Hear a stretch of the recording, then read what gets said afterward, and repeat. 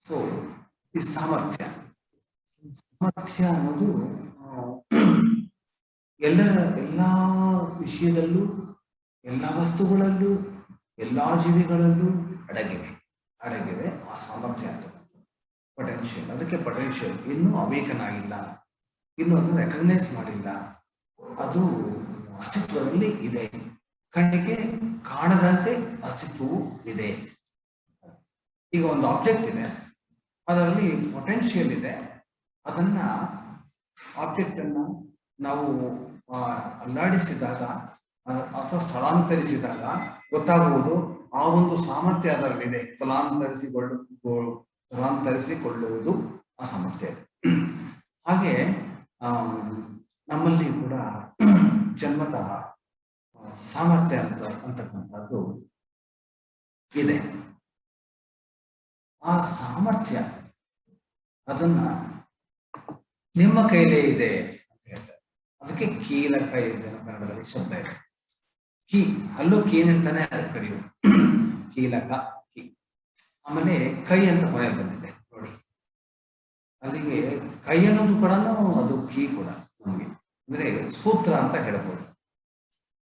ಅದಕ್ಕೋಸ್ಕರವಾಗಿ ನೋಡಿ, ದಿನಚರಿಯ ಮಾತುಗಳಲ್ಲಿ ಏನಾದ್ರೂ ಒಬ್ಬರಿಂದ ಒಂದು ಕೆಲಸ ಆಗ್ಬೇಕಂದ್ರೆ ತಮ್ಮ ಕೈಯಲ್ಲೇ ಇದೆ ನನಗೆ ಸಹಾಯ ಮಾಡುವಂತಹ ಒಂದು ಸಾಮರ್ಥ್ಯ ನಮ್ಮ ಕೈಯಲ್ಲಿದೆ, ನನ್ನ ಅದೃಷ್ಟ ನಿಮ್ಮ ಕೈಯಲ್ಲಿದೆ, ನನ್ನ ಭವಿಷ್ಯ ನಿಮ್ಮ ಕೈಯಲ್ಲಿದೆ, ಹಾಗೆಲ್ಲ ಒಂದು ಇದಿದೆ, ಹೆಚ್ಚು ಮಾತು ಇದೆ.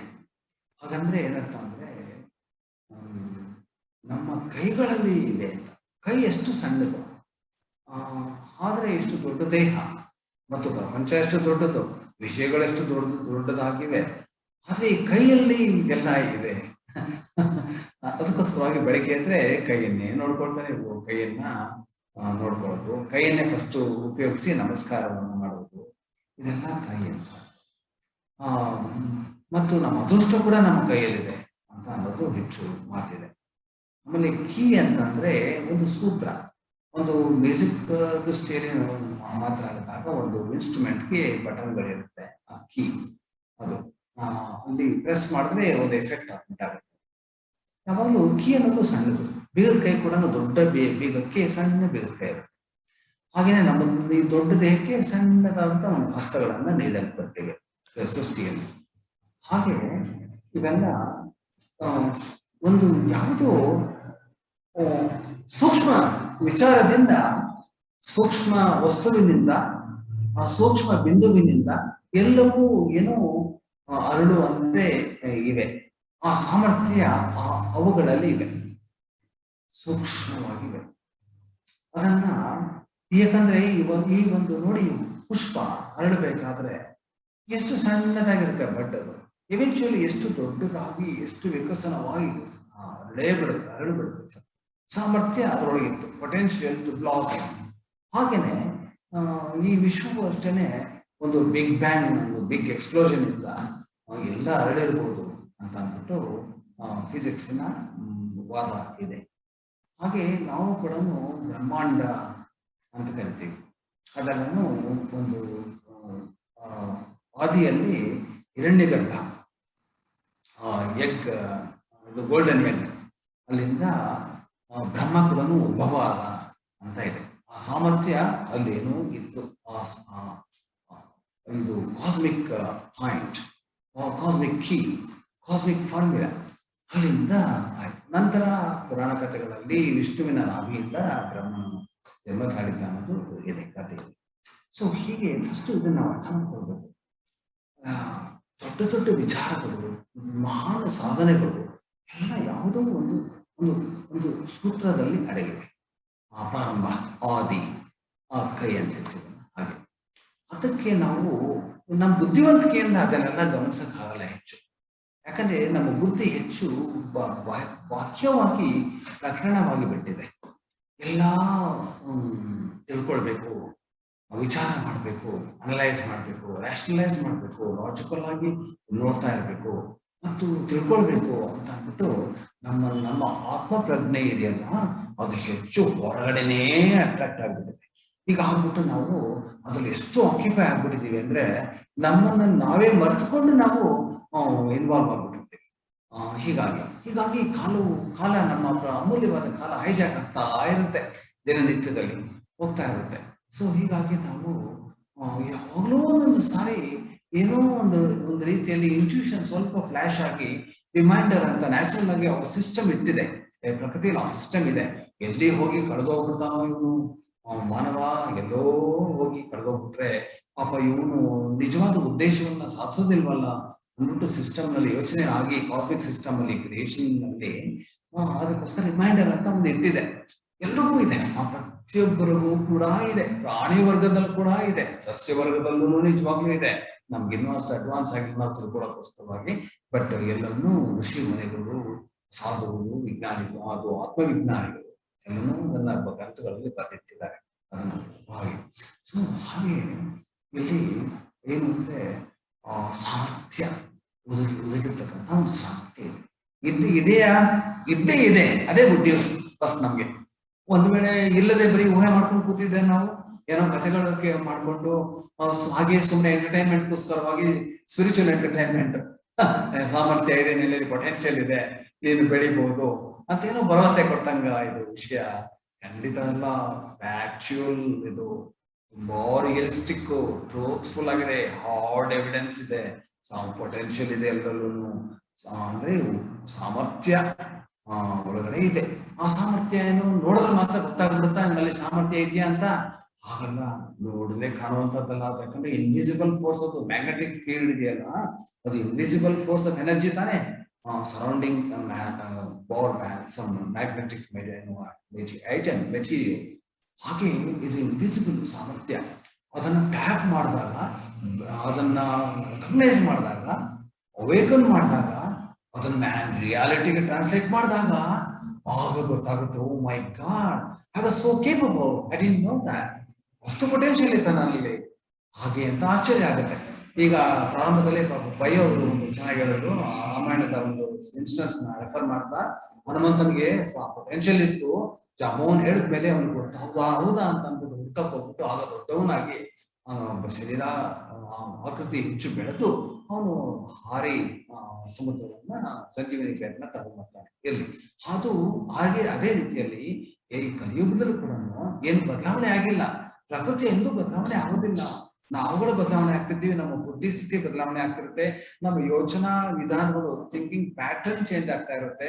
ಬಟ್ ಇನ್ ಎ ಸೆನ್ಸ್ ಆ ಒರಿಜಿನಲ್ ಫೌಂಡೇಶನ್ ಏನಿದೆ, ಆ ಒಂದು fundamental principles, fundamental rules, fundamental discipline of nature ಎಂದೆಂದೂ ಬದಲಾವಣೆ ಆಗೋದಿಲ್ಲ, ಹಾಗೇ ಕಾನ್ಸ್ಟೆಂಟ್ ಆಗಿ ಇರುತ್ತೆ. ಸೊ ಅದನ್ನ ನಾವು ಫಾರ್ಚುನೇಟ್ಲಿ, ಅದು ಗುಡ್ ನ್ಯೂಸ್. ಅಂದ್ರೆ ಪ್ರಕೃತಿ ಬದಲಾವಣೆ ಆಗೋದಿಲ್ಲ, ಪ್ರಕೃತಿ ಹೃದಯದಲ್ಲಿ ಏನು ಬದಲಾವಣೆ ಇರೋದಿಲ್ಲ. ನಾವುಗಳು ಅದೇ ರೀತಿನೇ ಪ್ರಕೃತಿಯ ಪುತ್ರರಾಗಿರೋದ್ರಿಂದ ನಾವು ಬುದ್ಧಿ ಮಟ್ಟದಲ್ಲಿ ನಾವು ಚೇಂಜಸ್ ಆಗ್ತಾ ಹೋಗ್ತಾ ಇರ್ತೀವಿ. ಬಿಲೀಫ್ ಸಿಸ್ಟಮ್ಸ್ ಕೂಡ ಚೇಂಜ್ ಮಾಡ್ಕೊಂಡ್ಬಿಡ್ತೀವಿ. ಬ್ರೈನ್ ವಾಶ್ ಮಾಡ್ಕೋಬಹುದು ಅಂತಾನೆ ಎಲ್ರು, ಒಬ್ರಿಗೋ ಬ್ರೈನ್ ವಾಶ್ ಮಾಡ್ಕೊಂಡು ನಂಬಿಕೆಗಳನ್ನೇ ಬದಲಾವಣೆ ಮಾಡ್ಕೊಂಡು, ಧರ್ಮಗಳನ್ನ ಬದಲಾವಣೆ ಮಾಡ್ಕೊಂಡ್ಬಿಟ್ಟು ಏನ್ ಬೇಕಾದ್ರೂ ಆಗ್ಬಿಡ್ಬೋದು. ಆದ್ರೆ ಹೃದಯ ಅಂತ ಒಂದಿದೆ, ಸೆಂಟ್ರಲ್ ಪಾಯಿಂಟ್ ಒಂದಿದೆ, ಅಲ್ಲಿ ನಮಗೆ ರಿಮೈಂಡರ್ ಇದೆ, ಅಲ್ಲಿ ನಮ್ಮ ಒರಿಜಿನಾಲಿಟಿ ಇದೆ, ಅಲ್ಲಿ ನಮ್ಮ ಸಾಮರ್ಥ್ಯ ಅಡಗಿದೆ. ಅಲ್ಲಿಗೆ ನಾವು ಕಾಂಟ್ಯಾಕ್ಟ್ ಅನ್ನ ಬೆಳೆಸ್ಕೊಂಡ ತಕ್ಷಣನೇ ರಿಯಲೈಸೇಷನ್ ಶುರು ಆಗ್ಬಿಡುತ್ತೆ. ಓ ಮೈ ಗಾಡ್, ನಾನು ಹೀಗಾಗ್ಬಿಟ್ಟೆ. ಆಗೋ ವ್ಯಕ್ತಿ ಅಲ್ವಲ್ಲ ನಾನು. ಕೆಟ್ಟ ಮಾರ್ಗದಲ್ಲಿ ಹೋಗ್ಬಿಟ್ರೆ ಸಪೋಸ್, ಅಥವಾ ಬದಲಾವಣೆ ಆಗ್ಬಿಟ್ಟಿದ್ದಿದ್ರೆ ತನ್ನ ಸತ್ಯಪಥದಿಂದ, ತನ್ನ ಒರಿಜಿನಲ್ ಒಂದು ಕಾನ್ಶಿಯಸ್ನೆಸ್ ಇಂದ. ಸೊ ಹಾಗೆ ರಿಮೈಂಡರ್ ಬಂದ್ಬಿಡುತ್ತೆ. ಇದು ತುಂಬಾ ಸಿಸ್ಟಮ್ ಎಷ್ಟು ಚೆನ್ನಾಗಿದೆ ಅಂದ್ರೆ, ಎಕೋ ಸಿಸ್ಟಮ್ ಅಂತೀವಲ್ಲ, ಇದು ಕಾಸ್ಮಿಕ್ ಸಿಸ್ಟಮ್. ಇದು ಎಷ್ಟು ನೋಡಿ, ರಿಮೈಂಡರ್ ಬಂದೇ ಬರುತ್ತೆ, ಖಂಡಿತ ಬರುತ್ತೆ. ಆದ್ರೆ ನಾವು ನೋಟಿಸ್ ಮಾಡ್ಕೊಳ್ಳಲ್ಲ ಆ ರಿಮೈಂಡರ್ನ. ನಿನ್ನಲ್ಲಿ ಸಾಮರ್ಥ್ಯ ಇದೆ, ನೀನು ಬೆಳೆಯಕ್ಕೆ ಅವಕಾಶ ಇದೆ, ಈ ಕ್ಷಣದಲ್ಲೂ ನೀನು ಅರಳಬಹುದು, ವಿಕಾಸಗೊಳ್ಳಬಹುದು. ನೀನು ನಿನ್ನ ಒರಿಜಿನಲ್ ಒಂದು ಅವತಾರ ಏನಿದೆ ಭೂಮಿ ಮೇಲೆ, ಒರಿಜಿನಲ್ ನಿನ್ನ ಏನು ಒಂದು ಅಮೂಲ್ಯವಾದಂತಹ, ಅಪ್ರತಿಮವಾದಂತಹ, ಅದ್ವಿತೀಯವಾದಂತಹ, ಅಂದ್ರೆ ಒಂದು ಸಾಮರ್ಥ್ಯ ಇಟ್ಕೊಂಡು ನೀನು ಪ್ರಪಂಚಕ್ಕೆ ಬಂದಿದೆಯಲ್ಲ, ಅದನ್ನು ಈಗಲೂ ಕೂಡ ಅರಳಿಸಿ ಧನ್ಯತೆಯನ್ನು ನೀನು ಪಡ್ಕೊಳ್ಬಹುದು. ಪರದಿಗೂ ಕೂಡ ಸಾರ್ಥಕ ಉಂಟಾಗುತ್ತೆ, ಪ್ರಕೃತಿಗಂತೂ ಪರಮಾನಂದ ಉಂಟಾಗುತ್ತೆ. ನಾವು ಬರೀ ಪೂಜೆ ಮಾಡಕ್ ಹೋಗ್ತೀವಲ್ವಾ, ಪೂಜೆ ಮಾಡ್ತೀವಿ, ಆದ್ರೆ ಪೂಜೆ ಮಾಡುವಾಗ ಅರ್ಥಗರ್ಭಿತವಾಗಿ ಪೂಜೆ ಮಾಡಿದಾಗ ಎಫೆಕ್ಟ್ ಬೇರೆ ಇರುತ್ತೆ. ಮೆಕ್ಯಾನಿಕಲ್ ಪೂಜೆ, ರುಟೀನ್ ಪೂಜೆ ಬೇರೆ ಇದೆ ಅಲ್ವಾ. ಏನೋ ಮಾಡ್ಬಿಟ್ಟೆಪ್ಪ ಇವತ್ತು ಒಂದು ಸೈಕಲಾಜಿಕಲ್ ಸ್ಯಾಟಿಸ್ಫ್ಯಾಕ್ಷನ್, ಅದು ಇಂಟರ್ನಲಿ ಡೀಪ್ ಸ್ಯಾಟಿಸ್ಫ್ಯಾಕ್ಷನ್ ಆಗ್ಬೇಕಾದ್ರೆ ಅರ್ಥಪೂರ್ಣವಾಗಿ ಮಂತ್ರಗಳನ್ನ ನಾವು ಹೇಳ್ಕೊಂಡಿರ್ಬೇಕು. ಹಾಗೆ ಇಲ್ಲೇನಂದ್ರೆ ಅರ್ಥಪೂರ್ಣವಾಗಿ ನಾವು ನಮ್ಮ ಸಾಮರ್ಥ್ಯವನ್ನ ನಾವು ಹುಡುಕಬೇಕು, ನಾನು ತಿಳ್ಕೊಳ್ಬೇಕು ನಾನು ಯಾರು ಅನ್ನೋದು ಪ್ರತಿಯೊಬ್ಬರಿಗೂ ಇದೆ. ಅದಕ್ಕೋಸ್ಕರವಾಗಿ ನೋಡಿ, ಯಾರು ಬೇಡ, ಭವಿಷ್ಯ ನಿನಗೆ ಸರಿಯಾಗಿ ನಿಖರವಾಗಿ ನೀನು ಏನಾಗಬಲ್ಲೆ ನೀನು ಅನ್ನೋದನ್ನ ನಾನು ಹೇಳ್ತೀನಪ್ಪ ಅಂತ ಯಾರಾದ್ರು ಅಂತ ಮಹನೀಯರು ಕಂಡುಬಿಟ್ರೆ ಅವ್ರು ಎಲ್ಲವನ್ನೂ ಬಿಟ್ಟು ನನಗೆ ಖಂಡಿತ ಹೇಳಿ. ಅವ್ರು 99 ವರ್ಷದ ವಯಸ್ಸಿನ ಆಗಿರೋವರೆಗೂ ಕೂಡ ಕುತೂಹಲ ಇರುತ್ತೆ, ಕೆಲವು ವಿಷಯಗಳನ್ನ ನಾನು ತಿಳ್ಕೊಳ್ಬೇಕು, ನಾನು ಯಾರು, ನಾನು ಹೇಗಾಗಿದ್ದೀನಿ, ಇಲ್ಲಿ ತನಕ ಮುಂದೆ ಏನಾಗ್ಬೋದು ಅನ್ನೋದನ್ನ ತಿಳಿಯಕ್ಕೆ ಇಷ್ಟಪಡ್ತಾರೆ ಅವರು. ಯಾಕಂದ್ರೆ ಆ ಸಾಮರ್ಥ್ಯದ ಕಡೆ ಅಷ್ಟು ಗಮನ ಇದೆ. ನಾನು ತಿಳ್ಕೊಳ್ಬೇಕು ಅಂದ್ರೆ ಒಳಗಡೆ ಸೆಂಟ್ರಲ್ ಪಾಯಿಂಟ್ ಅಲ್ಲಿ ಎಲ್ಲೋ ಒಂದು ಕಡೆ ಒಂಥರ ಸಬ್ಲಿಮಿನಲ್ ಪ್ಲೇನ್ ಅಲ್ಲಿ ಅಥವಾ ಬಿನೀತ್ ಸೆಲ್ಯುಲಾರ್ ಪ್ಲೇನ್ ನಲ್ಲಿ ಒಂದು ಶಕ್ತಿ ಅಡಗಿದೆ. ಅದನ್ನ ಬೆಳೆಸ್ಕೊಳ್ಬೇಕು, ನಾನು ಚೆನ್ನಾಗಿ ಆಗಬೇಕು ಅನ್ನೋದು ಪ್ರತಿಯೊಬ್ಬರಿಗೂ ಅದಕ್ಕೋಸ್ಕರವಾಗಿ ಇರೋದು. ಅದಕ್ಕೆ ಸಾಕ್ಷಿ ಅದು, ಎವಿಡೆನ್ಸ್ ಅದು. ಪ್ರತಿಯೊಬ್ಬ ಮನುಷ್ಯನಿಗೂ ನಾನು ಒಳ್ಳೆಯವನಾಗ್ಬೇಕು, ನಾನು ದೊಡ್ಡವನಾಗ್ಬೇಕು, ನಾನು ಮಹಾತ್ಮನಾಗ್ಬೇಕು, ಮಹನೀಯನಾಗ್ಬೇಕು, ಪ್ರಪಂಚಕ್ಕೆ ಸೇವೆ ಸಲ್ಲಿಸ್ಬೇಕು, ನಾನು ಸಮಾಜಕ್ಕೆ ಒಳ್ಳೇದ್ ಮಾಡ್ಬೇಕು ಅನ್ನೋದು ಪ್ರತಿಯೊಬ್ಬರಿಗೂ ಸತ್ಯವಾಗ್ಲೂ ಇದೆ.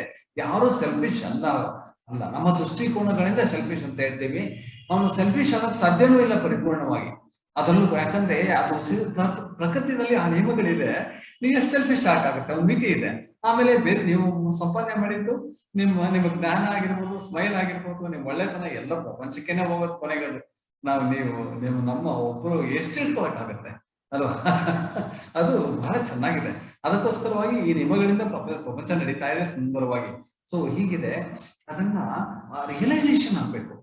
ಈಗ ಅದು ಹೇಗಾಗುತ್ತೆ ಥಿಯರಿಟಿಕಲ್ ರಿಯಲೈಸೇಷನ್. ಫಸ್ಟ್ ನನ್ನಲ್ಲಿ ಸಾಮರ್ಥ್ಯ ಇದೆ ಅಂತ ಎಲ್ಲರೂ ಹೇಳ್ತಾ ಇದ್ದಾರೆ, ಯಾರೋ ಹಿರಿಯರು ಹೇಳಿದ್ದಾರೆ, ವಿದ್ವಾಂಸರು ಹೇಳಿದ್ದಾರೆ, ಮತ್ತು ಒಳ್ಳೆ ಯಾವುದೋ ಗುರುಗಳು ಹೇಳಿದ್ದಾರೆ, ಯೋಗಿಗಳು ಹೇಳಿದ್ದಾರೆ ನನ್ನಲ್ಲಿ ಇದು. ಹಾಗಾದ್ರೆ ನಮ್ಮ ತಂದೆ ತಾಯಿಗಳು ಕೂಡ ಹೇಳ್ತಾ ಇದ್ದಾರೆ, ನೀನು ಒಳ್ಳೆಯವನಾಗ್ತೀಯಪ್ಪ, ನೀನು ತುಂಬಾ ದೊಡ್ಡವನಾಗ್ತೀಯ, ಸಾರ್ಥಕ ಮಾಡ್ಕೊಳ್ಳುವಂತ ಶಕ್ತಿ ಇದೆ ನಿನಗೆ, ನೀನು ತುಂಬಾ ಚೆನ್ನಾಗಿ ಅಗತ್ಯ ನೀನು ಅಂದಾಗ ಇರ್ಬೋದೇನೋ ಆಗುತ್ತೆ ಅಂತ ಅನ್ನೋದು ಫಸ್ಟ್ ಅವೇಕನಿಂಗು. ಆಮೇಲೆ ತನಗೂ ಆ ಭಾವನೆ ಉಂಟಾಗ ಶುರು ಆಗುತ್ತೆ, ನನ್ನಲ್ಲಿ ಏನೋ ಯಾವುದೋ ಒಂದು ನಿರ್ದಿಷ್ಟವಾದಂತಹ ಒಂದು ಕೆಲಸ ಮಾಡಕ್ಕೆ ನಾನು ಇದ್ದೇನೆ, ನಿರ್ದಿಷ್ಟವಾದಂತಹ ಒಂದು ಸಬ್ಜೆಕ್ಟ್ ಅನ್ನ ತುಂಬಾ ಸ್ಟಡಿ ಮಾಡ್ಬೇಕು ಅಂತ ಬಹಳ ಆಸೆ ಇದೆ, ಆ ನಿರ್ದಿಷ್ಟವಾದಂತಹ ಒಂದು ಸಮಾಜಕ್ಕೆ ಕೊಡುಗೆ ಕೊಡ್ಬೇಕು ನಾನು ಅಂತ ಇದೆ ಅಂತ ಈ ಆಂಬಿಷನ್ಗಳೇ ಅವರಿಗೆ ಮ್ಯಾನಿಫೆಸ್ಟ್ ಆಗೋದು. ಎವೆಂಚುಯಲಿ ಶುರುನಲ್ಲಿ ಏನೋ ಬೇರೆ ಬೇರೆ ಬರುತ್ತೆ, ನಾನು ಇದಾಗ್ಬೇಕು ಅದಾಗ್ಬೇಕು ಹಾಗೆ ಹೀಗೆ ಅಂತ ಎಲ್ಲ ಪಾಪ ಇರುತ್ತೆ. ಅದೆಲ್ಲ ಅಂದ್ರೆ initial expressions of your inner consciousness, growing evolving consciousness ಬೆಳೆಯುವಾಗ ಎಲ್ಲ ಬರುತ್ತೆ. ಆಮೇಲೆ ನಿಜವಾದದ್ದು ಈಚೆ ಬರಕ್ ಶುರುವಾಗುತ್ತೆ. ಅದಕ್ಕೋಸ್ಕರನೇ ಯಾವಾಗಲೂ ನಾನು ಬುಕ್ಸ್ ಅಲ್ಲೆಲ್ಲ ಬರ್ದಿರೋದು, ಸ್ಪೀಚಸ್ ಅಲ್ಲೆಲ್ಲ ಹೇಳಿರೋದು, ಎಕ್ಸ್ಪ್ರೆಷನ್ ಈಸ್ ವೆರಿ ಇಂಪಾರ್ಟೆಂಟ್. ನಿಮ್ಮನ್ನ ನವಿಲು ನರ್ತನ ಮಾಡಿದಂತೆ, ಸಿಂಹವು ಗರ್ಜನೆ ಮಾಡಿದಂತೆ, ನಾವು ನಮ್ಮ ಹೂವು ಅರಳಿದಂತೆ, ನಾವು ಪಕ್ಷಿ ಪಕ್ಷಿಗಳು ಜಲ್ಬೆಲಿ ಕೊಟ್ಟುವಂತೆ ನಾವು ನಮ್ಮ ಭಾವನೆಗಳನ್ನ, ನಮ್ಮ ಆಲೋಚನೆಗಳನ್ನ, ನಮ್ಮ ವಿಚಾರಗಳನ್ನ ಅಟ್ಲೀಸ್ಟ್ ಯಾರು ಕೇಳಲಿ ಬಿಡ್ಲಿ ನಾವು ಎಕ್ಸ್ಪ್ರೆಸ್ ಮಾಡ್ಬೇಕು. ರೈಟಿಂಗ್ ಅಲ್ಲಿ ಮಾಡ್ಬೇಕು, ಇಲ್ಲ ತಾವೇ ಹೇಳಿ ರೆಕಾರ್ಡ್ ಮಾಡ್ಬೋದು, ಇವಾಗೆಲ್ಲ ಮಾಡರ್ನ್ ಎಕ್ವಿಪ್ಮೆಂಟ್ಸ್ ಇದೆ. ಸೊ ಹೀಗೆ ನಾವು allow ಮಾಡಬೇಕು. We should allow ourselves to really become blossomed. We shouldn't hinder by any reason. ಯಾಕಂದ್ರೆ ನಾವು ಬೆಳೀತಾ ಇದ್ವಿ ನೋಡಿ, ಶರೀರನೇ ಪ್ರೂಫ್, ಬೆಳೀತಾ ಇದೆ ಅಲ್ವಾ, ದಿನಕ್ಕೂ ಕ್ಷಣಕ್ಕೂ. ಹಾಗೆ ಅದನ್ನು ಬೆಳೆಯುವುದೇ ಒಂದು ಲಕ್ಷಣ, ಬೆಳೆಯುವುದೇ ಒಂದು ಪ್ರಪಂಚದ ಒಂದು ನಿಯಮ. ಎಲ್ಲವೂ ಎಕ್ಸ್ಪ್ಯಾನ್ಷನ್ ಆಗ್ಲೇಬೇಕು. ಇವಾಗ ಗ್ಯಾಲಕ್ಸಿ ಕೂಡ ಎಕ್ಸ್ಪ್ಯಾನ್ಷನ್ ಆಗ್ತಾ ಇದೆ. ನಮ್ಮ Milky way is expanding out very critical way. They think in that aspect. ಏನಂದ್ರೆ maybe 1600 miles per second ಅಂತೆಲ್ಲ ಹೇಳ್ತಾರೆ ಕೆಲವು ಸಾರಿ. ಆಮೇಲೆ ಹಾಗೆ ಎಕ್ಸ್ಪ್ಯಾನ್ಷನ್ ಅಲ್ಲಿ ಇದೆ ಎಲ್ಲ. ಅಂದ್ರೆ ಏನೋ ಒಂದು ವಿಕಾಸ, ಬುದ್ಧಿ ವಿಕಾಸ, ಮನೋವಿಕಾಸ, ಆತ್ಮವಿಕಾಸ, ಹಾಗೆ ಮತ್ತು ನಮ್ಮ ಚಿಂತನೆ ಎಲ್ಲ ಬದಲಾವಣೆ ಆಗ್ತಾ ಇರಬೇಕು. ಅಂದ್ರೆ ಫಾರ್ ದ ಬೆಟರ್ ಯಾವಾಗ್ಲೂ. ಯಾಕಂದ್ರೆ easy to slip away from our main track. ಅವಾಗ ನಾವು ವಾಪಸ್ ಬರ್ಬೇಕಾದ್ರೆ ರಿಮೈಂಡರ್ ಬರುತ್ತಲ್ಲ ಒಳಗಡೆ, ಅದು ರಿಮೈಂಡರ್ ಹೆಂಗ್ ಗೊತ್ತಾಗುತ್ತೆ ನಮ್ಮ ಒಳಗಡೆ ಸಾಮರ್ಥ್ಯ ಇದೆ ಅಂತ ಅಂದ್ರೆ, ನಮ್ಗೆ ಸ್ವಲ್ಪ ಸೈಲೆನ್ಸ್ ಅಲ್ಲಿ ಕೂತ್ಕೊಳ್ಬೇಕು, ಒಂದು ಫ್ಯೂ ಮೊಮೆಂಟ್ಸ್. ಹಾಗೆ ಯಾರೋ ಪಾಪ ಹೊರಟೋಗಿದ್ದಾರೆ ಪ್ರಪಂಚ ಬಿಟ್ಟು ಅಂದಕ್ಕೆ ಸೈಲೆನ್ಸ್ ಮಾಡ್ತೀವಿ. ಇದು ಅದೇ ಉದ್ದೇಶನೇ ಏನಿವೆ ಎಲ್ಲಿವೆ, respectful silence. Apart from that ನಮ್ಗೂ ಇಂಡಿವಿಜುವಲಿ ಕೂಡ ರಿಮೈಂಡರ್ ಆಗ್ಲಿ ಅಂತಾನೆ ಸೈಲೆನ್ಸ್ ಮಾಡೋದು. ಪುಷ್ಪಗಳನ್ನ ಇಟ್ಕೊಂಡು ರೆಸ್ಪೆಕ್ಟ್ ಕೊಡ್ತೀವಿ ನಾವೆಲ್ಲರೂ, ಹಾಗೆ ಹೀಗೆಲ್ಲ ಇದೆ. ಸೊ ಅವಾಗ ಮೌನದಲ್ಲಿ ಕುಳಿತುಕೊಳ್ಬೇಕು. ಒಂದ್ ಸ್ವಲ್ಪ ಹೊತ್ತು. ನಂತರ ಧ್ಯಾನ ಮಾಡ್ಬೋದು ತಿಳಿದಿದ್ರೆ ಅವರಿಗೆ. ಇಲ್ಲಾಂದ್ರೆ ಆಟೋಮೆಟಿಕಲಿ ಧ್ಯಾನನೂ ಬರುತ್ತೆ, ಅದು ಕೂಡ ಪ್ರಕೃತಿ ಹೇಳ್ಕೊಡುತ್ತೆ ಕೊನೆಗೆ. ಅದೇ ಇನಿಷಿಯಲಿ ಒಬ್ರು ಗುರು ಅಂತ ಬೇಕು, ಸಾಧ್ಯವಾದ ಇದ್ರೆ ಪರವಾಗಿಲ್ಲ, ಇಲ್ಲೇ ಇದ್ರು ಕೂಡ ಅದು ಕ್ರಮವಾಗಿ ಅದು ಒಂದು ದಿನ ಧ್ಯಾನಕ್ಕೆ ಕರ್ಕೊಂಡು ಹೋಗುತ್ತೆ. ಯಾಕಂದ್ರೆ ಫೇಲ್ಯೂರ್ಸ್ ಆದಾಗ ಸಕ್ಸಸ್ ಆಗ್ತಾ ಇರ್ಬೇಕಾದ್ರೆ ಅವ್ರು ಎಲ್ಲೋ ಹಾರಾಡ್ತಿರ್ತೀವಿ ನಾವು ಆಕಾಶದಲ್ಲಿ, ಎಲ್ಲಾನು ಮುಟ್ಟಿದ್ದೆಲ್ಲ ಚಿನ್ನ ಆಗ್ತಾ ಇದೆ, ಎಲ್ಲಾ ಒಳ್ಳೇದಾಗ್ತಾ ಇದೆ, ನಾನು ಮಾಡಿದೆಲ್ಲ ಸಕ್ಸಸ್ ಆಗುತ್ತೆ, ನನ್ಗೇನ್ ಕಡಿಮೆ ಇಲ್ಲ ಅಂತ ಅಹಂಕಾರ ಕೂಡ ಬಂದು ಬಿಡುತ್ತೆ. ಯಾಕಂದ್ರೆ ಅವ್ರಿಗೆ ಅದು ಆ ಮಟ್ಟದಲ್ಲಿ ಇರುತ್ತೆ ಮನಸ್ಸು ಆಗ. ಆದ್ರೆ ಫೇಲ್ಯೂರ್ ಏನಾದ್ರು ಆಗ್ಬಿಟ್ರೆ ಆಗ ಡೀ ಕರ್ಕೊಂಡು ಹೋಗ್ತಾರೆ. ನಿಧಾನವಾಗಿನೋ ಸಬ್ಬರಿನೋ ಒಂದು ಇದು ಸಮುದ್ರದ ಮೇಲಿನಿಂದ ಒಳಗಡೆ ಆಳಕ್ಕೆ ನಿಧಾನವಾಗಿ ಇಡದಂತೆ ಒಳಗಡೆ ಕರ್ಕೊಂಡು ಹೋಗ್ತಾ ಇರುತ್ತೆ. ನನಗೆ ಏನು ಬೇಡ, ನನಗೆ ನಾನು ಶಾಂತಿಯಾಗಿ ಕೂತ್ಕೊಳ್ಬೇಕು ಅಂತಾರೆ, ನನಗೆ ಯಾರು ಬೇಡ, ನಾನು ಏಕಾಂತವಾಗಿರ್ಬೇಕು ಅಂತ ಆಸೆ ಬಂದ್ಬಿಡುತ್ತೆ. ಅವಾಗ ಅಲ್ಲೇನು ಸಿಗಲ್ಲ, ಆದ್ರೂ ಕೂಡ ಅಲ್ಲೇ ಅದು ಆ ಆಸೆ ಬರುತ್ತೆ. ಹಾಗೆ ಸುಮ್ಮನೆ ಏನ್ ಮಾಡ್ತೀಯಪ್ಪ ನೀನು ಒಳಗಡೆ ಹೋಗಿ ರೂಮ್ ನಲ್ಲಿ ಅಥವಾ ಒಂಟಿಯಾಗಿ ಇಟ್ಕೊಂಡು, ಇಲ್ಲ ನನಗೆ ಸ್ವಲ್ಪ ಹೊತ್ತು ನನಗೆ ಬಿಟ್ಬಿಡಿ, ನನಗೆ ನಾನು ಹಾಗೆ ಸ್ವಲ್ಪ ಹಾಗೆ ಇರ್ಬೇಕು, ದುಃಖ ಬಂದಿದ್ರು ಕೂಡ ಒಳಗಡೆ ಏನೋ ಒಂದು ವಿಶೇಷವಾದಂತಹ ಆನಂದ ಉಂಟಾಗುತ್ತೆ ಆ ದುಃಖದಲ್ಲಿ ಕೂಡ. ಇಷ್ಟೊಂದು ಫೇಲ್ಯೂರ್ ಆಗುತ್ತಾ, ಇಷ್ಟು ಡಿಸಪಾಯಿಂಟ್ಮೆಂಟ್ಸ್ ಆಗುತ್ತಾ, ಇಷ್ಟು ಜನಗಳು ನನ್ನನ್ನ ತುಂಬಾ ನೀನು ಪ್ರಯೋಜನಕ್ಕೆ ಬಾರದವನು ಅನ್ನೋ ರೀತಿ ನೋಡಕ್ ಶುರು ಮಾಡ್ಬಿಟ್ರಲ್ಲ, ನಿಂದನೆ ಮಾಡಕ್ ಶುರು ಮಾಡ್ಬಿಟ್ರಲ್ಲ, ನನ್ನ ಒಂದು ಸ್ಟೇಟಸ್ ಎಲ್ಲ ಹೊರಟೋಯ್ತಲ್ಲ ಅಂತ ಹಾಗೆಲ್ಲ ಆಲೋಚನೆ ಮಾಡ್ಕೊಂಡು ಅವ್ರಿಗೆ ಒಳಗಡೆ ಹೋಗ್ತಾರೆ. ಆಟೋಮೆಟಿಕ್ ಪ್ರೋಸೆಸ್ ಅದು ಕೂಡ ಪ್ರಕೃತಿ ಸಿಸ್ಟಮ್, ಅದು ಕಾಸ್ಮಿಕ್ ಸಿಸ್ಟಮ್ ಅಂತ ಹೇಳೋದಲ್ಲ, ಒಳಗಡೆ ಕರ್ಕೊಂಡು ಹೋಗುತ್ತೆ. ಅಂದ್ರೆ ಈ ಒಳಗಡೆ ಅಂದ್ರೆ ಏನರ್ಥ ಅಂದ್ರೆ ಬರೀ ಶರೀರ ಒಂದು ಇದಲ್ಲದೆ ಇನ್ನೊಂದು ಒಳಗಡೆ ಇದೆ, ಅದು ಆತ್ಮಸಾಗರ, ಪ್ರಜ್ಞಾಸಾಗರ, ಕಾನ್ಶಿಯಸ್ನೆಸ್. ಅದು ಅಲ್ಲಿ ಒಳಗಡೆ ಹೋಗ್ಬೇಕಾದ್ರೆ ಏನ್ ಒಳಗಡೆ ಹೋಗುತ್ತೆ ಅಂದ್ರೆ ಕರ್ಸನ್ ಆಫ್ ಅವರ್ ಮೈಂಡ್, ಅದು ಒಳಗಡೆ ಹಾಗೆ ಗಂಭೀರ ಎಲ್ಲ ಏನೇನಾಗುತ್ತೆ ಅಂದ್ರೆ ಅವಾಗ ಟೈಮ್ ಕೂಡ ಡೈಲೇಷನ್ ಆಗುತ್ತೆ. 1 ಗಂಟೆ 1 ದಿನ ಆಗುತ್ತೆ, 1 ದಿನ 1 ತಿಂಗಳಾಗುತ್ತೆ. ಅಷ್ಟೊಂದು ಏನು ಬೇಡ, ಅದೊಂದು ಸ್ವಲ್ಪ ರಿಟ್ರೀಟ್, ಅದು ಸ್ವಲ್ಪ ಕಾಲ, ಅಷ್ಟು ಟ್ರಾನ್ಸಿಷನಲ್ ಪೀರಿಯಡ್, ಅದು ಏನೋ ಟ್ರಾನ್ಸ್ಫಾರ್ಮೇಶನ್ ಆಗೋಕ್ಕೋಸ್ಕರವಾಗಿ before shift of consciousness, shift change of life ಆ ಮುಂಚೆ ಆ ಕರ್ಕೊಂಡು ಹೋಗುತ್ತೆ ಆಟೋಮೆಟಿಕ್ ಪ್ರೋಸೆಸ್ ಅಲ್ಲಿ. ಅದು ರೆಕಗ್ನೈಸ್ ಮಾಡಿದ್ರೆ ಇದು ಇನ್ನೂ ತುಂಬಾನೇ ನಾವು ಕಾನ್ಶಿಯಸ್ಲಿ ಜಾಯಿನ್ ಆಗ್ಬೋದು ಒಳಗಡೆ. ಅದು ಇಲ್ಲಾದ್ರೂ ಕರ್ಕೊಂಡು ಹೋಗುತ್ತೆ ಎಷ್ಟೋ ಜನಗಳಿಗೆ. ಅದಕ್ಕೆ ನೋಡಿ ತುಂಬಾ ದುಃಖ ಬಂದು ತುಂಬಾ ಸೋಲನ್ನು ಅನುಭವಿಸಿದವರು ಬಹಳ ದೊಡ್ಡದಾಗಿ ದೊಡ್ಡ ವ್ಯಕ್ತಿ ಆಗ್ಬಿಟ್ಟಿದ್ದಾರೆ, ಬಹಳಷ್ಟು ಬದಲಾವಣೆ ಆಗ್ಬಿಟ್ಟು ದೊಡ್ಡ ವ್ಯಕ್ತಿಗಳಾಗಿದ್ದಾರೆ. ಅವ್ರಿಗೆಲ್ಲ ಇಂಟರ್ವ್ಯೂ ಮಾಡಿ ನೋಡಿ ಹೋಗ್ಬಿಟ್ಟು ಗೊತ್ತಾಗುತ್ತೆ ನಿಮ್ಗೆ ಅವ್ರಿಗೆಲ್ಲ. ಸೊ ಹಾಗೆ ಇದು ವಿಷಯ ಸಾಮರ್ಥ್ಯ, ಅದು ಕೀ ನಮ್ಮ ಕೈಲಿದೆ. ಅಂದ್ರೆ ನಾವು ಎಷ್ಟು ರೆಕಗ್ನೈಸ್ ಮಾಡ್ಕೊಳ್ತೀವಿ, ನಾವು ಅದನ್ನ ಹೇಗೆ ಆಪರೇಟ್ ಮಾಡ್ತೀವಿ, ನಾವು ಅದನ್ನ ಎಷ್ಟು ನಾವು ಅದನ್ನ ಗಮನ ಕೊಡ್ತೀವಿ, ಹರಿಸ್ತೀವಿ, ಅದ್ರ ಮೇಲೆ ಡಿಪೆಂಡ್ ಆಗುತ್ತೆ. ಅದಕ್ಕೋಸ್ಕರವಾಗಿ ಧ್ಯಾನ ಅನ್ನೋದು ಒಂದು ಬಂತು, ನಿರೂಪಣೆ ಮಾಡಿದ್ರು ಪಾಣಿನಿ ಇದು ಪತಂಜಲಿ ಮಹರ್ಷಿಗಳು. ಅದನ್ನ ಧ್ಯಾನ ಅನ್ನೋದನ್ನ ಕಾನ್ಸೆಪ್ಟ್ ಅನ್ನ ತಗೊಂಡ್ಬಂದು, ಧ್ಯಾನ ಅಂದ್ರೆ ನೀನು ಲೋಕದ ಬಗ್ಗೆ ಯೋಚನೆ ಮಾಡ್ತಾನೇ ಇರ್ತೀಯ, ಅಲ್ಲಿ ಹೋಗ್ತಾನೆ ಇರುತ್ತೆ, ನಿನ್ನ ಮನಸ್ಸು ಹರಿತಾನೆ ಇರುತ್ತೆ, ಹೊರಗಡೆ ಏನಾದ್ರು ಶಕ್ತಿ ಹೋಗ್ತಾ ಇರುತ್ತೆ, ನಿನಗೆ ಕಾಲವಂತೂ ಹೋಗ್ತಾನೆ ಇರುತ್ತೆ, ಅದು ಏನೇ ವಿಷಯ ಬಿಡಿ. ಆದ್ರೆ ಒಳಗಡೆ ಒಂದು ಸ್ವಲ್ಪ ಮೂಲ ಏನು, ನೀನು ಎಲ್ಲಿಂದ ಉದ್ಭವ ಆದವನು ನೀನು ಅನ್ನೋದನ್ನ ಸ್ವಲ್ಪ ಗಮನ ಮಾಡಕ್ಕೆ ಹೋಗಪ್ಪ. ಪ್ರಜ್ಞಾಪೂರ್ವಕವಾಗಿ, ಶ್ವಾಸಪೂರ್ವಕವಾಗಿ, ಆತ್ಮಪೂರ್ವಕವಾಗಿ, ಭಾವನಾಪೂರ್ವಕವಾಗಿ ಅಂದಾಗ ಈ ತಾನೇ ಪ್ರಾರಂಭದಲ್ಲಿ ಧ್ಯಾನ ಮಾಡಿ ತೋರಿಸಿದ್ರು. ಹಾಗೆ ಆ ಧ್ಯಾನ ಸ್ವಲ್ಪ ಬಂದಾಗ ಎಸ್, ಹೊಸ ಒಂದು ಚೈತನ್ಯ ಉಂಟಾಗ್ತಾ ಇದೆ, ಸೂರ್ಯೋದಯ ಆಗ್ತಾ ಇದೆ, ನನಗೆ ಹೊಸ ಒಂದು ಉತ್ತರಗಳು ಬರ್ತಾ ಇದೆ, ನನಗೆ ಸ್ಫೂರ್ತಿ ಉಂಟಾಗ್ತಾ ಇದೆ, ಇವಾಗ ಪ್ರೇರಣೆ ಉಂಟಾಗ್ತಿದೆ. Now I can start my new life, new way of thinking, a new way of doing things, and I can certainly make a difference. I can change. It is possible to change. ಅದೇ good news. ಇಲ್ಲಿ ಏನಂದ್ರೆ good news, ಸಾಧ್ಯತೆ ಇದೆ, ಸಾಮರ್ಥ್ಯದಲ್ಲಿ ಸಾಧ್ಯತೆ ಅದು. ಮತ್ತು ಯಾವ ಕಾರಣಕ್ಕೂ ನಿಮಗೆ ವಿಘ್ನಗಳು ಆ ವಿಷಯಗಳು ಉಂಟಾಗೋದಿಲ್ಲ. ಇಲ್ಲ, ಆಧ್ಯಾತ್ಮಿಕವಾದ ಪ್ರಗತಿಗೆ, ವ್ಯಕ್ತಿ ವಿಕಾಸಕ್ಕೆ, ಪ್ರಜ್ಞಾನ ವಿಕಾಸಕ್ಕೆ ಯಾರಾದ್ರೂ ತಡೆ ಬರುತ್ತಾ? ಅದೊಂದು ಮಾತ್ರ ಇಲ್ಲ ನೋಡಿ. ಪ್ರೀತಿಯನ್ನ ಎಕ್ಸ್ಪ್ರೆಸ್ ಮಾಡಕ್ಕೆ, ನೀವು ಸ್ಮೈಲ್ ಕೊಡಕ್ಕೆ, ಒಳಗಡೆ ಇಂಟರ್ನಲ್ಲಿ ನೀವು ಪೀಸ್ಫುಲ್ ಆಗಿರಕ್ಕೆ ಯಾವ ಅಡ್ಡಿಗಳು ಬರೋದಿಲ್ಲ. ಪ್ರಪಂಚದಲ್ಲಿ ನಾನು ಸಾಧಿಸ್ತೀನಿ, ನಾನು ತೋರಿಸ್ತೀನಿ ಅನ್ನೋದಕ್ಕೆ ಎಲ್ಲ ಅಡ್ಡಿಗಳು ಬಂದ್ಬಿಡುತ್ತೆ. ನಾನು ಬೇರೆಯವ್ರಿಗೆ ತೋರಿಸ್ಬೇಕು ಅಂದ ತಕ್ಷಣ ಶುರು ಆಗ್ಬಿಡುತ್ತೆ ವಿಘ್ನಗಳು ಅಲ್ವಾ. ಪ್ರಪಂಚಕ್ಕೆ ಸಂಬಂಧಪಟ್ಟಂತೆ ಏನೋ ಇದು ಒಂದು ಪ್ರೆಸೆಂಟೇಶನ್ ಮಾಡ್ಬೇಕು ಅಂದಾಗ್ಲೇ ತಕ್ಷಣ ಫಸ್ಟ್ ವಿಘ್ನ ಬಂದಂಗೆ ಆಗಿದೆ ನೋಡಿ. ಈ ವಿಷಯಗಳಲ್ಲಿ ವಿಘ್ನ ಇರೋಲ್ಲ. ಅದಕ್ಕೆ ನಾವು ಸ್ಮಾರ್ಟ್ ಆಗಿ ಏನ್ ಮಾಡ್ಬೇಕು ಅಂದ್ರೆ ಅಂತಂಗದ ಒಂದು ಪ್ರಪಂಚದಲ್ಲಿ ಫಸ್ಟ್ ಸಕ್ಸಸ್ ಆಗ್ಬೇಕು. ನಾವು ಆಟೋಮೆಟಿಕ್ಲಿ ಸಕ್ಸಸ್ ಬರುತ್ತೆ ಹೊರಗಡೆ ಕೂಡ. ಯಾಕಂದ್ರೆ ಒಳಗಡೆ ತಾನೇ ನಾವು ಮಾಡೋದಲ್ಲೇ ಅಡ್ಡಂಡದಲ್ಲೇ ಹ್ಯಾಪಿನೆಸ್ಗೋಸ್ಕರ, ಶಾಂತಿಗೋಸ್ಕರ, ಆನಂದಕ್ಕೋಸ್ಕರ, ನೆಮ್ಮದಿಯಾಗಿರೋಕ್ಕೋಸ್ಕರವಾಗಿ, ಫುಲ್ಫಿಲ್ಮೆಂಟ್ಗೋಸ್ಕರ ಮಾಡೋದು ನಿಜ ತಾನೆ. ಇದು ಇಲ್ಲೇ ಬರೋಂಗಿದ್ರೆ ಫಸ್ಟ್ ಸಿಗೋಗಿದ್ರೆ ಆ ರುಚಿ, ಯಾಕೆ ನಾವಿಲ್ಲಿ ಫಸ್ಟ್ ಪ್ರಯತ್ನ ಪಡಬಾರ್ದು? ಇದು ಆಧ್ಯಾತ್ಮಿಕವಾದ ಸಾಧನೆ. Alternative way of living life, alternative way of finding satisfaction and fulfilment. ಅದನ್ನ ಬಿಟ್ಟು ಇದನ್ನು ಬರೀ ಥಿಯರಿಟಿಕಲ್ ಅಲ್ಲ, ಸಬ್ಜೆಕ್ಟಿವ್ ಎಕ್ಸ್ಪೀರಿಯನ್ಸ್, ಫೆನಾಮಿನಾಲಜಿಕಲ್ ಎಕ್ಸ್ಪೀರಿಯನ್ಸ್, ನಮ್ಮ ಅಂತರಂಗದಲ್ಲಿ ಆಗ್ತಕ್ಕಂಥ ಅನುಭವ ಬಹಳ ದೊಡ್ಡದು. ಅದಕ್ಕೋಸ್ಕರ ನೋಡಿ ಋಷಿಗಳು, ನಾನು ಚಿಕ್ಕವನಾದಾಗ ಯೋಚನೆ ಮಾಡ್ತಿದ್ದೆ, ಇದು ಏನ್ ಮಾಡ್ತಾರೆ, ಬರೀ ಕುಳಿತುಕೊಂಡು ಧ್ಯಾನ ಮಾಡ್ತಾ ಇದ್ದಾರ, ಕಣ್ಣು ಮುಚ್ಕೊಂಡು ಯಾವ ನೋಡಿದ್ರು ಫೀಲ್ಡ್ ಹೋಗೋದಿಲ್ಲ, ಕೆಲಸ ಮಾಡೋದಿಲ್ಲ, ಓದೋದಿಲ್ಲ, ಅಥವಾ ವಿಚಾರಗಳು ಮಾಡ್ಬೇಕೆಲ್ಲ ಕುಳಿತುಕೊಂಡು ಸಭೆಯಲ್ಲಿ ಇಬ್ಬರೇ ಕುಳಿತುಕೊಂಡು ಏನ್ ಮಾಡ್ತಾರೆ? ಅದು ಹೇಗೆ ಸಿಗುತ್ತೆ, ಹೇಗೆ ಪ್ರಾಪ್ತಿ ಆಗುತ್ತೆ ಆ ಜ್ಞಾನ, ಸಾಮರ್ಥ್ಯ ಹೇಗೆ ಬೆಳೆಯುತ್ತೆ ಅವ್ರಿಗೆ ಅಂತ ಆಶ್ಚರ್ಯ ಪಡ್ತಾ ಇದ್ದೆ. ಕೊನೆಗೆ ನಿಮಗೆ ರಿಸರ್ಚ್ ಮಾಡಿ, ಸ್ಟಡಿ ಮಾಡಿ, ಕೊನೆ ಕ್ರಾಸ್ ಎಕ್ಸಾಮಿನ್ ಮಾಡಿ ನಾನು ಕೂಡ ಅದನ್ನ ಒಳಗಡೆ ಹಿಡಿದು ಸಾಧನೆಗೆ ಗೊತ್ತಾಯ್ತು. ನಿಜವಾಗ್ಲೂ ಇದು ಸತ್ಯವಾಗ್ಲೂ ಗೊತ್ತಾಯ್ತು. ಹೈಯೆಸ್ಟ್ ಲೆವೆಲ್ ಧ್ಯಾನ ಮಾಡಿದಾಗ ಅಥವಾ ನಮ್ಮಲ್ಲಿ ಫಸ್ಟ್ ಅರ್ಥ ಮಾಡ್ಕೊಳ್ಳೋಕೆ ಹೋದಾಗ ಎಲ್ಲೋ ಶಕ್ತಿಗಳು ಪ್ರಾಪ್ತಿ ಆಗ್ಬಿಡುತ್ತೆ. ಅದು ಬಹಳ ಮ್ಯಾಜಿಕಲ್, ಅದು ಮಿಸ್ಟಿಕಲ್, ಇನ್ಎಕ್ಸ್ಪ್ಲೈನಬಲ್ ಅದು. ಯಾಕಂದ್ರೆ ಅಲ್ಲಿ ಇರೋದೇ ವಿಷಯ ಇರೋದೇ ಅಲ್ಲಿ ಅಡಗಿರೋದು. ಅದಕ್ಕೋಸ್ಕರ ನೋಡಿ ಸೂತ್ರಗಳು ಅಂತೀವಲ್ಲ, ಯೋಗ ಸೂತ್ರಗಳು ನೋಡಿ, ಅದನ್ನ ಆಮೇಲೆ ಪಾಣಿನಿ ಮಹರ್ಷಿಗಳು ವ್ಯಾಕರಣ ಶಾಸ್ತ್ರವನ್ನ ಬರೆದಿದ್ದಾರೆ.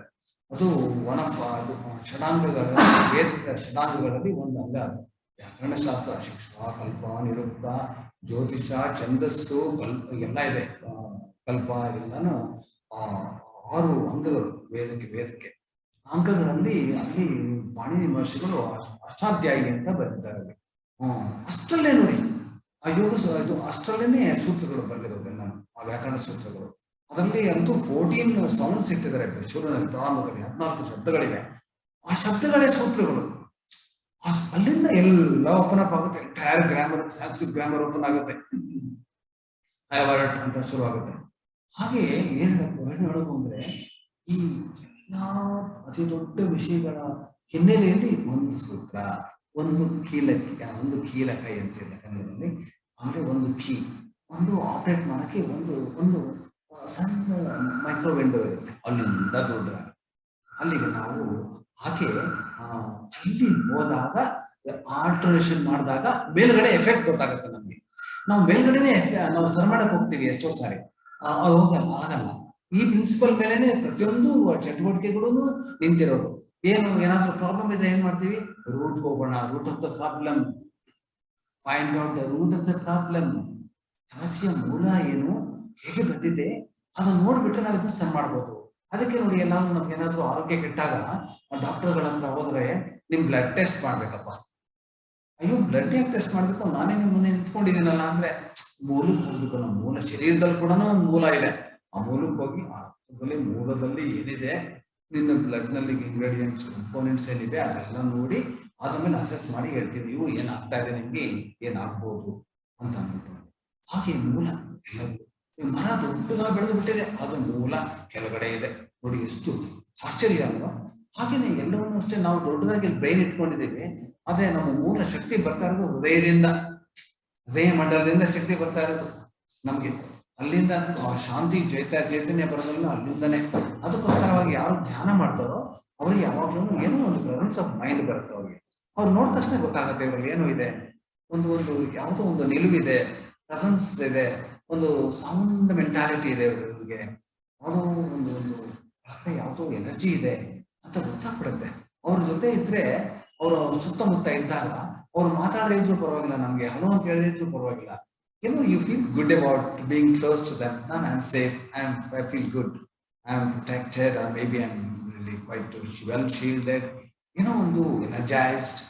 ಮತ್ತು ನನಗೆ ಒಂದು ಆಗ್ತಾ ಇರುತ್ತೆ ಒಳಗಡೆ, something positive, something reminding happens. You can also become evolved or grow or blossom. ಅದು ಬರ್ತಾ ಇರುತ್ತೆ. ಹಾಗೆ ಇದು ಬಹಳ ಅದ್ಭುತವಾಗಿದೆ. ಆ ಸಾಮರ್ಥ್ಯ ಅಂತಕ್ಕಂಥದ್ದು ಪೊಟೆನ್ಷಿಯಲ್ ಅದು ಎಲ್ಲ ಕಡೆನೂ ಇದೆ. ಏನು ಬೇಕಾದ್ರೂ ಏನು ಬೇಕಾದ್ರೂ ಸಾಧನೆ ಮಾಡ್ಬೋದಾ ಅಂದ್ರೆ ಮಾಡಕ್ಕಾಗುತ್ತೆ. ನಾವು ಫಸ್ಟ್ ಎಷ್ಟು ಸೀರಿಯಸ್ ಆಗಿದ್ದೀವಿ ಅನ್ನೋದು ಪ್ರಶ್ನೆ ಬರುತ್ತೆ. ಆ ಸೀರಿಯಸ್ನೆಸ್ ಆದ್ಮೇಲೆ ಎಷ್ಟು ಎಫರ್ಟ್ ಹಾಕಕ್ಕೆ ರೆಡಿ ಇದ್ದೀವಿ ಅನ್ನೋದ್ರ ಮೇಲೆ ಬರುತ್ತೆ. ಆಮೇಲೆ ಕಮಿಟ್ಮೆಂಟ್ ಬೇಕು. ಯಾವುದೇ ವಿಷಯದಲ್ಲಿ ಎಲ್ಲಾ ಸಾಧನೆ ಮಾಡಕ್ಕಾಗಲ್ಲ. ಹಂಗ್ ಮಾಡಕ್ ಹೋಗೋರು ತುಂಬಾ ಕಷ್ಟಪಡ್ತಾರೆ ಪಾಪ. ಯಾವುದಲ್ಲೂ ಪರಿಪೂರ್ಣತೆ ಉಂಟಾಗುವುದಿಲ್ಲ. ಸಮಾಧಾನ ಕೂಡ ಬರೋದಿಲ್ಲ ಅವ್ರಿಗೆ. ಅದಕ್ಕೋಸ್ಕರವಾಗಿ ತಾವು ಯಾವ ರೀತಿಯ ಜನ್ಮ ತಾಳಿದಾರೋ, ಯಾವ ಪ್ರಕೃತಿ ಇದೆಯೋ, ಯಾವ ಸ್ವಭಾವ ಇದೆಯೋ ಅದಕ್ಕೆ ಅನುಗುಣವಾಗಿ ಮನಸ್ಸಿನಲ್ಲಿ ಭಾವನೆ ಉಂಟಾಗುತ್ತೋ ಆ ಹಾದಿಯಲ್ಲಿ ಹೋಗ್ಬೇಕು. ಹೋದಾಗ ಅವರಿಗೆ ಸಾರ್ಥಕ ಉಂಟಾಗುತ್ತೆ. ಅವ್ರು ಆ ರೀತಿ ಅರಳುತ್ತಾ ಇರೋರು, ಅವ್ರ ಸಾಮರ್ಥ್ಯ ಅರಳುತ್ತೆ ತುಂಬಾ ಚೆನ್ನಾಗಿ. ಅವ್ರ ಧನ್ಯತೆ ಉಂಟಾಗುತ್ತೆ. ಅಲ್ಪ ಕಾಲದಲ್ಲಿ ದೊಡ್ಡ ದೊಡ್ಡ ಸಾಧನೆಗಳನ್ನು ಮಾಡ್ಬೋದು. ಈಗ ಆದಿಶಂಕರಾಚಾರ್ಯರು, ಮಧ್ವಾಚಾರ್ಯರು, ಶ್ರೀ ರಾಮಾನುಜಾಚಾರ್ಯರು, ಜಸ್ಟ್ ನೇಮ್ ಫ್ಯೂ ಸೈನ್ಸ್. ಆ ರೀತಿ ವಿಜ್ಞಾನ ಪ್ರಪಂಚದಲ್ಲೂ ಕೂಡ ಇದ್ದಾರೆ. ಆ ಒಂದು ಪರ್ಟಿಕ್ಯುಲರ್ ಆಸ್ಪೆಕ್ಟ್ ಇಟ್ಕೊಂಡ್ರೆ ಹೋಗುತ್ತೆ. ಹಾಗೆ ಒಂದು ಮರದಲ್ಲಿ ಎಷ್ಟು ನಾನಾ ವಿಧವಾದಂತಹ ಪಕ್ಷಿಗಳು ಬರ್ತವೆ ದೊಡ್ಡದಾದಾಗ. ಹಾಗೇನೆ ಒಂದು ಟಾಪಿಕ್, ಒಂದು ಸಬ್ಜೆಕ್ಟ್, ಒಂದು ಥಾಟ್, ಒಂದು ಕಾನ್ಸೆಪ್ಟ್ ಅದರಲ್ಲಿ ಒಳಗಡೆ ಆದ್ರೆ ಬೇರೆ ಎಲ್ಲ ಇಂಟರ್ಕನೆಕ್ಟೆಡ್ ಆಗಿರುತ್ತೆ. ಎಲ್ಲ ಇದನ್ನು ಬಂದು ಎಲ್ಲ ಬರೀ ಒಂದು ಜಿಗ್ಸಾ ಪಜಲ್ ಕಂಪ್ಲೀಟ್ ಮಾಡಿದಂಗೆ ಒಳ್ಳೆ ಚಿತ್ರ ಉಂಟಾಗುತ್ತೆ. ಸೊ ಹಾಗೆ ನಾವು ಸಾಮರ್ಥ್ಯವನ್ನ ಪೊಟೆನ್ಷಿಯಲ್ ನಾವು ಹೇಗೆ ಕಾನ್ಫಿಡೆನ್ಸ್ ಬರುತ್ತೆ ಅಂದ್ರೆ ಅದನ್ನ ಸ್ವಲ್ಪ ಪ್ರಯತ್ನ ಪಟ್ಟು ಏನಾದ್ರೂ ಒಂದು ಅನುಭವ ಬಂದಾಗ ಕಾನ್ಫಿಡೆನ್ಸ್ ಬರುತ್ತೆ. ಅದು ರಿಯಲ್ ಕಾನ್ಫಿಡೆನ್ಸ್. ಸುಮ್ಮನೆ ನಂಬಿಕೆ ಬೆಳೆಸ್ಕೋ, ಆತ್ಮವಿಶ್ವಾಸ ಇಟ್ಕೋ, ಅದೆಲ್ಲ ಬರೀ ಮಾತೇ ಆಗ್ಬೇಕಲ್ಲ. ಹೆಚ್ಚು ನೀವು ಹೇಳಿದಷ್ಟು ಅವ್ರಿಗೆ ಆತ್ಮವಿಶ್ವಾಸ ಹೊರಟೋಗ್ಬಿಡುತ್ತೆ. ಆತ್ಮವಿಶ್ವಾಸ ಬೆಳೆಸ್ಕೊ ಅಂತ ಇದ್ರೆ ಯಾರಿಗೊಬ್ಬರಿಗೆ ಪಾಸಿಟಿವ್ ಆಗಿರೋ, ಇನ್ನು ಪಾಸಿಟಿವ್ ಆಗಿರೋ ಅಂತ ಹೇಳಿ ಅವ್ರಿಗೆ ಕೋಪ ಬಂದ್ಬಿಟ್ಟು ನೆಗೆಟಿವ್ ಆಗ್ಬಿಡ್ತಾನೆ. ಯಾವಾಗಲೂ ಪಾಸಿಟಿವ್ ಆಗಿರೋ ಅಂದ್ರೆ ಹಿಂಗಾಗಿರಕ್ಕಾಗುತ್ತೆ ಸದಾ ಅಂತ ಅಂದ್ಬಿಟ್ಟು ಅದನ್ಬಿಟ್ಟು ನೆಗೆಟಿವ್ ಆಗಿರೋ ಅಂತ ಬೇಕಾದ್ರೆ ಯಾಕೆ ನೆಗೆಟಿವ್ ಆಗಿರ್ಬೇಕು, ಪಾಸಿಟಿವ್ ಆಗ್ಬಿಡೋಣ ಆಗತ್ತೆ.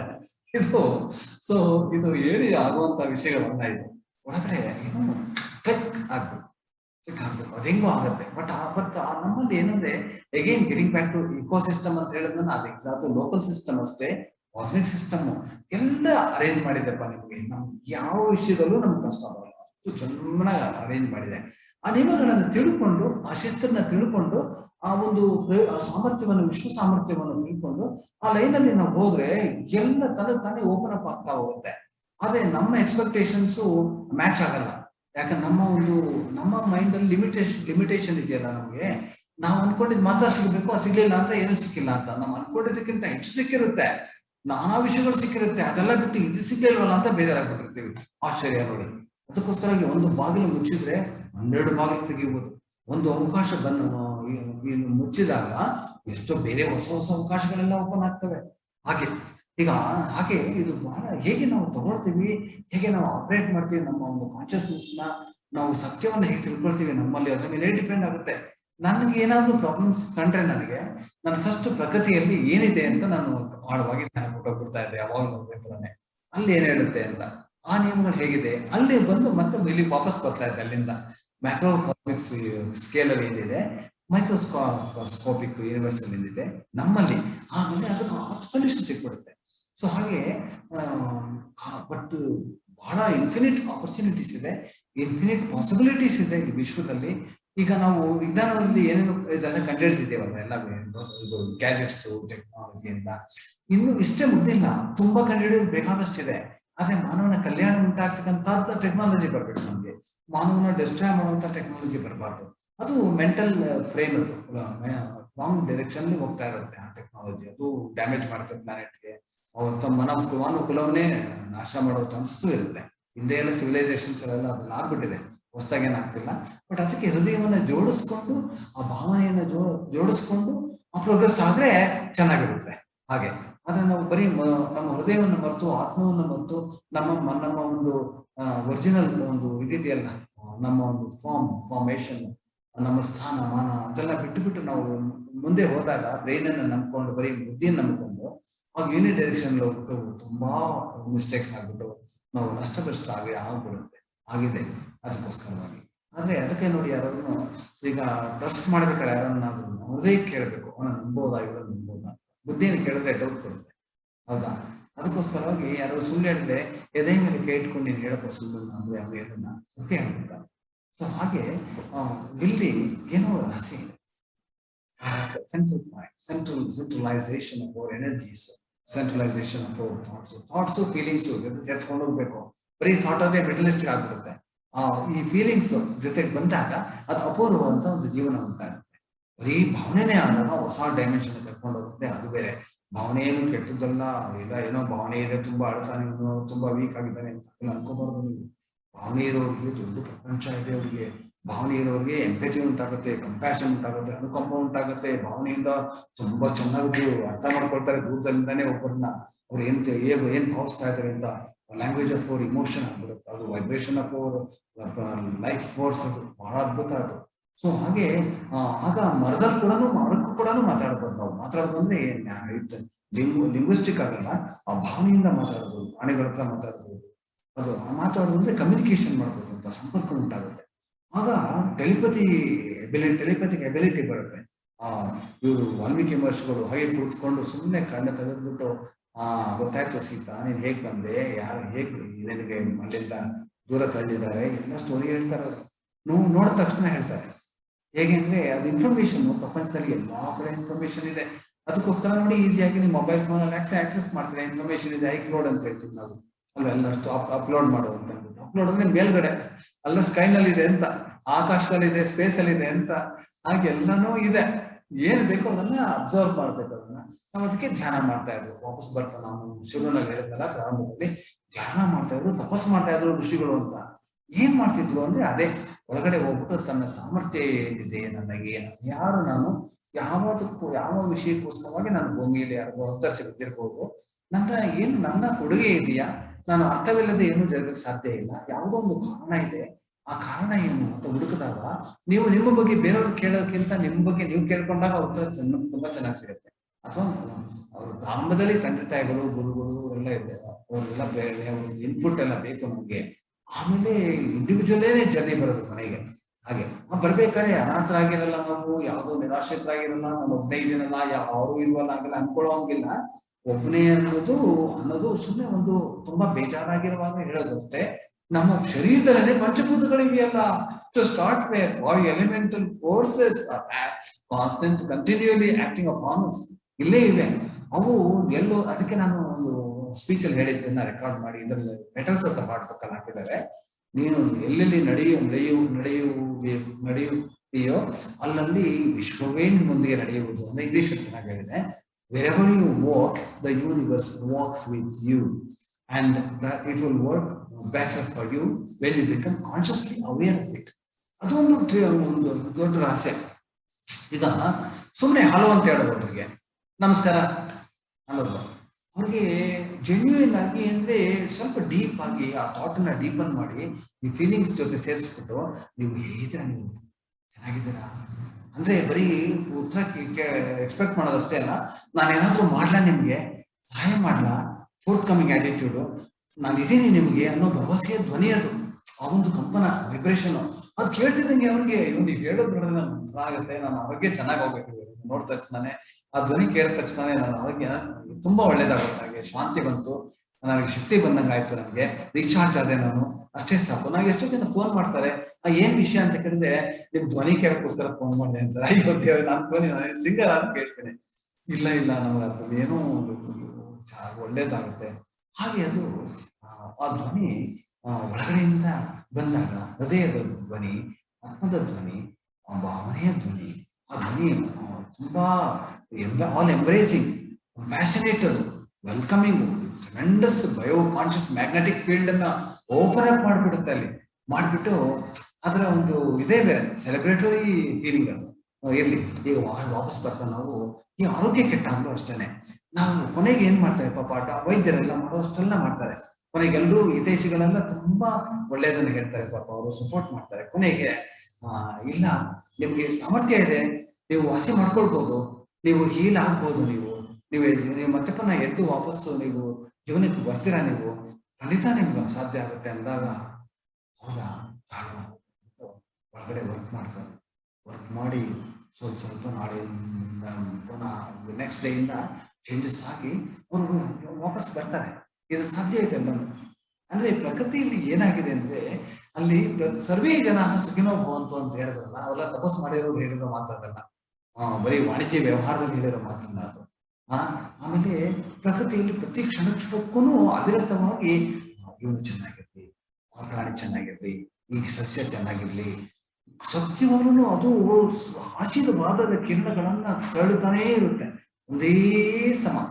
ಅದಕ್ಕೆ ನೋಡಿ, wear enveloped by Earth's magnetic field, enveloped or embraced with element air ಅಲ್ವಾ. ಆಮೇಲೆ ಸ್ಪೇಸ್ ಅಂದ್ರೆ ಬರೀ ಸ್ಪೇಸ್ ಅಷ್ಟಿಲ್ಲ, ಸ್ಪೇಸ್ ಒಳಗೆ ಎಲ್ಲ ಅಡಗಿದೆ ಇರ್ಲಿ.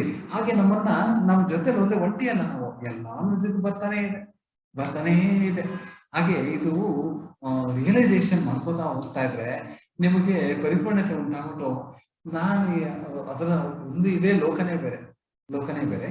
ಆಮೇಲೆ ಡೈರೆಕ್ಷನ್ ಕರ್ಕೊಂಡು ಹೋಗುತ್ತೆ. ಆ ಡೈರೆಕ್ಷನ್ ಅಲ್ಲಿ ಏನು ಕವಿ ಆಗ್ಬೇಕಾ, ವಿಜ್ಞಾನಿ ಆಗ್ಬೇಕಾ, ನೀನು ವೈದ್ಯನಾಗ್ಬೇಕಾ, ನೀನು ಒಂದು ಸುಂದರವಾದ ಕಲಾವಂತನಾಗ್ಬೇಕಾ, ನೀನು ಅಥವಾ ವಾಣಿಜ್ಯ ವ್ಯವಹಾರದಲ್ಲಿ ಅಪೂರ್ವವಾದಂತ ಒಂದು ಸೇವೆಯನ್ನು ಮಾಡ್ಬೇಕಾ, ಯಾವ ಫೀಲ್ಡ್ ಆದ್ರೂ ಸರಿ, ಅದು ಆ ಫೀಲ್ಡ್ ಅಲ್ಲಿ ಅವ್ರ ಜನ್ಮ ತಾಡಿರ್ತಾರೆ ಅದಕ್ಕೋಸ್ಕರವಾಗಿ. ಆಗ ನೀವು ಹೇಳ್ಬೋದು, ಒಂದು ಪ್ರಶ್ನೆ ಬರುತ್ತೆ ನಿಮ್ಮಲ್ಲಿ, ಎಷ್ಟೋ ಜನ ಆ ಫೀಲ್ಡ್ ಅಲ್ಲಿ ಇದ್ದಾರೆ, ನಂದೇನಿರುತ್ತೆ ಸ್ಪೆಷಲ್ ಕಂಟ್ರಿಬ್ಯೂಷನ್, ಎಷ್ಟೋ ಜನಗಳು ಆ ಫೀಲ್ಡ್ ಅಲ್ಲಿ ಇದ್ದಾರಲ್ಲ ಅಂತಂದ್ರೆ ಇರ್ಬೋದು.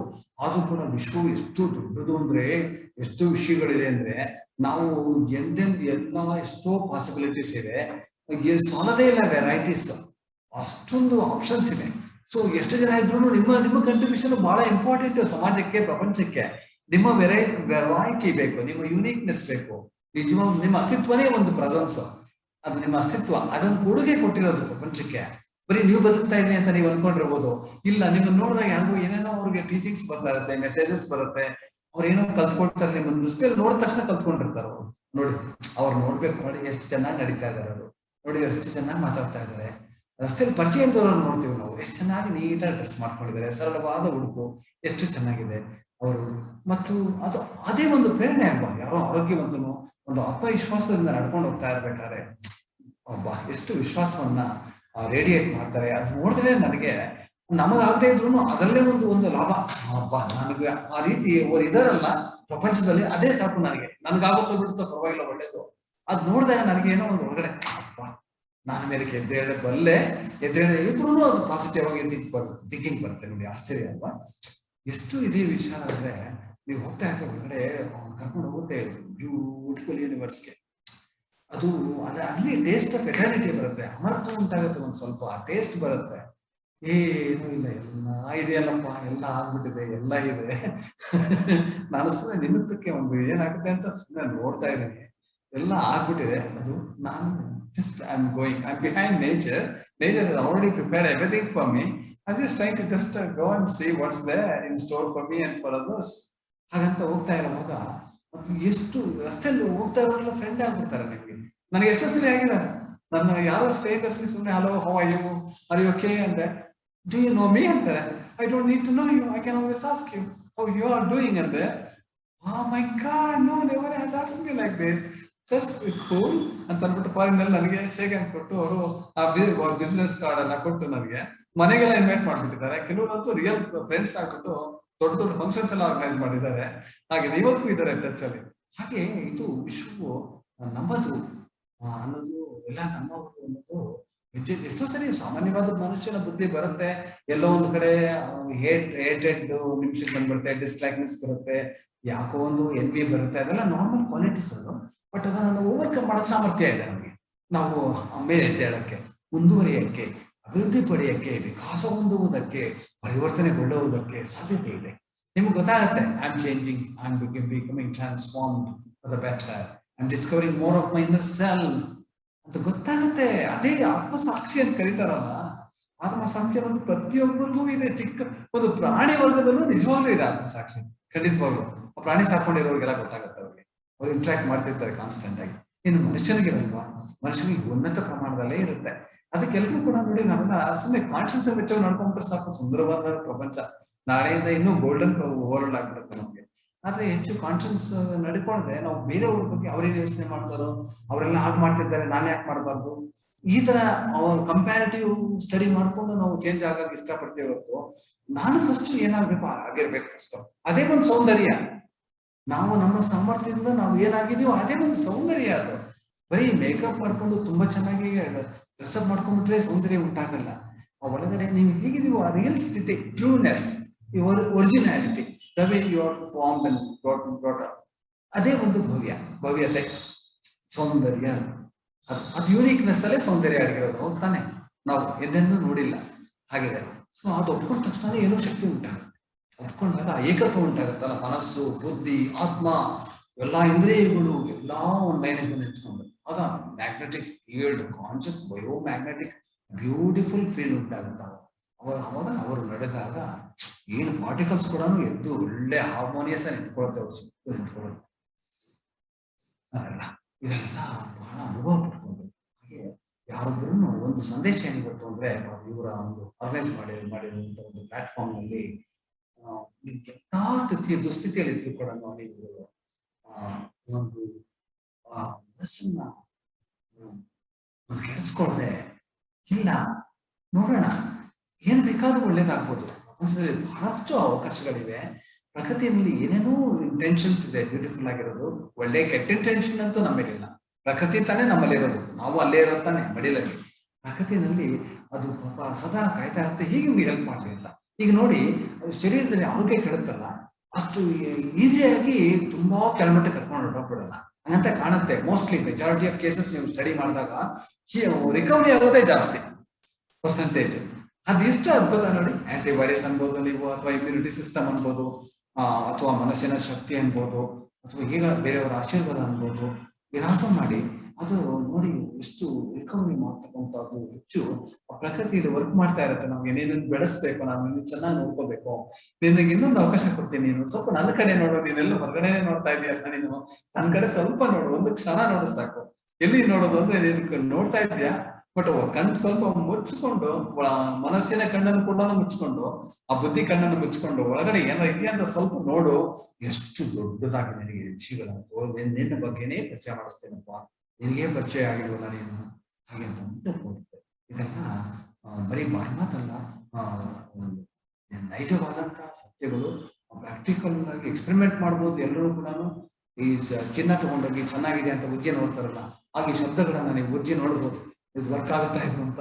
ಹಾಗೆ ಆಗತ್ತೆ, ಕಂಡ್ರೆ ನಿಮ್ಗೆ ಗೊತ್ತಾಗುತ್ತೆ ಇದು ವರ್ಕ್ಸ್ ಅಂತ. ಅದಕ್ಕೆ ನಾನು ಕೊಟೇಶನ್ಸ್ ನಾನು ಬರ್ದಿದ್ದೆಲ್ಲ ತುಂಬಾ ಜನ ಕೇಳ್ತಾರೆ, ಎಷ್ಟು ಚೆನ್ನಾಗಿದೆ ಚೆನ್ನಾಗಿದೆ ಅಂತ ರಿಪ್ಲೈ ಕೊಡ್ತಾನೆ ಇರ್ತಾರೆ.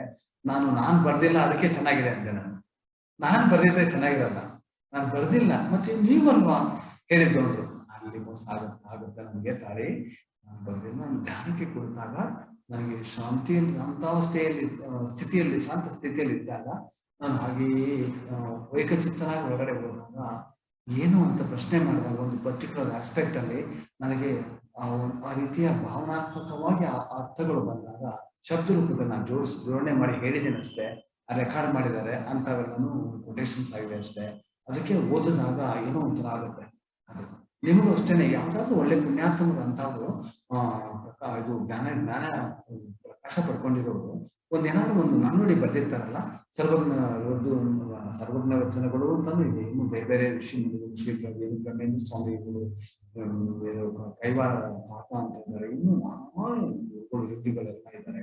ಅವ್ರುಗಳು ಬರ್ದಿರ್ತಕ್ಕಂಥ ಒಂದು ನಾಣ್ಣುಡಿಯನ್ನ ನೀವು ಓದಿದ್ರೆ ಜುಮ್ಮನತ್ತೆ, ನಿಜವಾಗ್ಲೂ ಅನ್ನತ್ತೆ. ಅಲ್ಲಿ ಎನರ್ಜಿ ಇದೆ, ಅಲ್ಲಿ ಶಬ್ದಗಳು ಮಾತ್ರ ಅಲ್ಲ.